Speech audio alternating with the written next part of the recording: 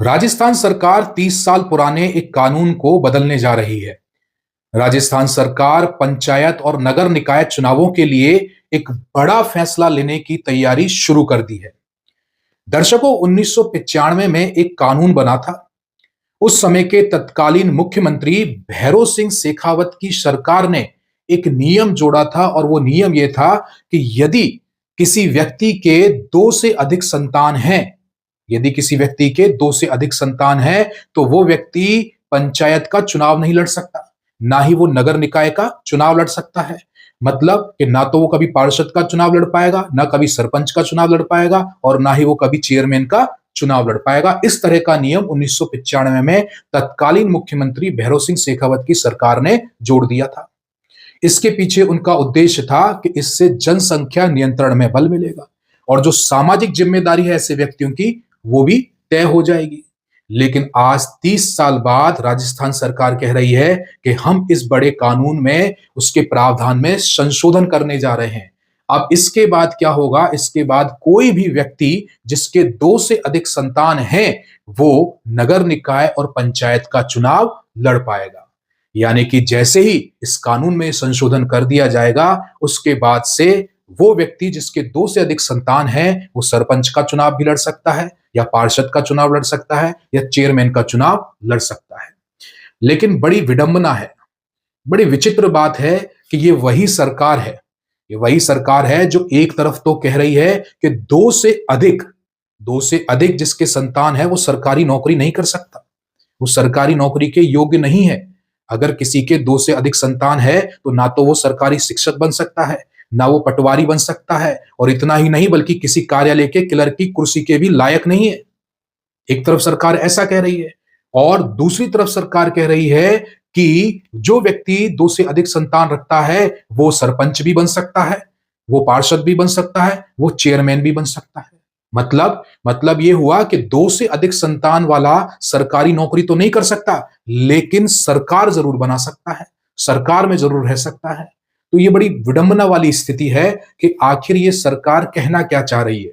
एक तरफ तो आप जो बेचारा इतनी मेहनत करता है आप उससे कह रहे हो कि तू सरकारी नौकरी के लिए योग्य नहीं है क्योंकि तेरे दो से अधिक संतान है, और एक तरफ आप ऐसे ही व्यक्ति जिसके दो से अधिक संतान है उसको आप योग्य घोषित कर रहे हो इस चुनाव में भाग लेने के लिए।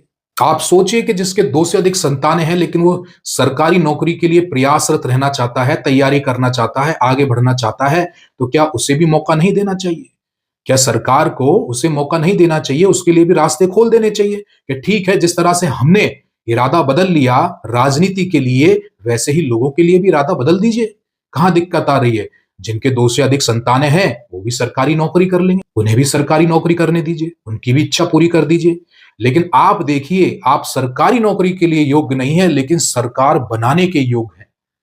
कितना विरोधाभास है यहां बातों में। अब कानून में जैसे ही ये संशोधन हो जाएगा उसके बाद लंबे समय से जिन नेताओं को अयोग्य घोषित कर दिया गया था, भाई उस समय नेता तो अच्छे हैं, लोगों के बीच में अच्छी पहचान है उनकी, लेकिन चूंकि अब 3 से अधिक संतान है तो वो चुनाव लड़ नहीं सकते। तो ऐसे नेताओं को अयोग्य घोषित कर दिया था इस कानून ने, वो चुनाव ही नहीं लड़ सकते थे। चूंकि अब संशोधन हो जाएगा तो शायद वो अयोग्य घोषित किए गए नेता भी योग्य बन जाएंगे। अयोग्य घोषित किए गए नेता भी अब क्या बन जाएंगे? योग्य बन जाएंगे और वो चुनाव की प्रक्रिया में हिस्सा ले पाएंगे। वो आराम से सरपंच का चुनाव लड़ पाएंगे या पार्षद का चुनाव लड़ना है तो पार्षद का चुनाव लड़ेंगे या फिर चेयरमैन का चुनाव लड़ लेंगे। इस कानून में ये संशोधन हो जाने के बाद एक नई राजनीतिक तस्वीर सामने आने की संभावना है। पूरी तरह से जो राजनीतिक समीकरण है उनके भी बदलने की संभावना है। राज्य सरकार ने इस संशोधन के लिए विधि विभाग को अध्यादेश का ड्राफ्ट भेज दिया है। पंचायती राज विभाग और स्वायत्त शासन विभाग दोनों ने इसके लिए अलग अलग प्रस्ताव तैयार किए हैं। विधि विभाग की मंजूरी के बाद इसे कैबिनेट के सामने पेश किया जाएगा और कैबिनेट की स्वीकृति मिलते ही अध्यादेश जारी हो जाएगा।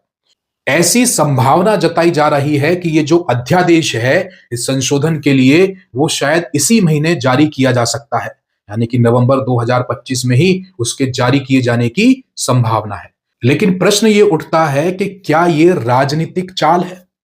क्या केवल ये राजनीति की खातिर किया जा रहा है? क्योंकि ऐसा करने से कि जो अयोग्य घोषित किए गए थे नेता वो अब योग्य हो जाएंगे। शायद ये वो नेता हैं जो किसी खास वोट बैंक को साध सकते हैं।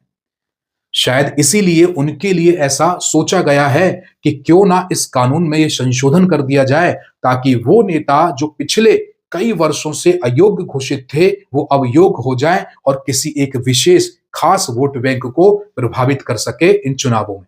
आपकी नजर में इस कानून में संशोधन करने के क्या फायदे और नुकसान हो सकते हैं? एक बार अपनी राय जरूर दें आप कमेंट करके कि क्या वास्तव में सरकार ने अच्छा किया है, या फिर ये सरकार का दोगलापन है कि एक तरफ तो आप जो सरकारी नौकरी करने की चाह रखता है लेकिन आप उसको रोक देते हो, अयोग्य घोषित कर देते हो क्योंकि उसके 2 से अधिक संतान है, और एक तरफ आप उनको छूट दे रहे हो कि 2 से अधिक होने पर, संतान होने के बावजूद भी आप सरकार में शामिल हो सकते हो, और ज्यादा चाहा, अगर लोगों ने प्यार ज्यादा दिखाया तो आप अपनी सरकार भी बना सकते हो। कुछ वर्ष पहले एक मामला 2 से अधिक संतान की शर्त वाला मामला ही राजस्थान हाईकोर्ट में गया था और फिर अपील करके यही मामला एक सुप्रीम कोर्ट में पहुंचा था। राजस्थान हाईकोर्ट ने आदेश दिया था कि भाई ये 2 से अधिक संतान होने पर नौकरी नहीं मिलेगी, सरकारी नौकरी नहीं दी जा सकती, यह बरकरार रहेगा नियम। और जब ये इसकी अपील की गई सुप्रीम कोर्ट ने, तो सुप्रीम कोर्ट ने भी राजस्थान हाई कोर्ट के आदेश को बरकरार रखा। सुप्रीम कोर्ट ने भी कहा कि जो राजस्थान हाई कोर्ट ने कहा है वो सही है और ये 2 से अधिक संतान वालों को सरकारी नौकरी नहीं दी जा सकती। इतना ही नहीं, सुप्रीम कोर्ट ने उसमें एक बात और शामिल की थी। उन्होंने कहा था कि नगर निकाय और पंचायती चुनावों में भी ऐसा ही एक नियम है जहां पर 2 से अधिक संतान होने पर वो पंचायत का चुनाव नहीं लड़ सकता और नगर निकाय का चुनाव नहीं लड़ सकता। लेकिन आप देखिए कि कहां वो सुप्रीम कोर्ट में उस समय इसकी चर्चा हो रही थी, लेकिन आज उसी कानून में बड़ा बदलाव होने जा रहा है, उसमें संशोधन होने जा रहा है कि अब से 2 से अधिक संतान होने के बावजूद भी वो पंचायत का चुनाव लड़ पाएगा, नगर निकाय का चुनाव लड़ पाएगा। आप किस रूप में देखते हैं ये जो सरकार इस कानून में संशोधन करने जा रही है, इसके क्या फायदे हैं या क्या नुकसान हैं? आप कमेंट के जरिए अपनी राय जरूर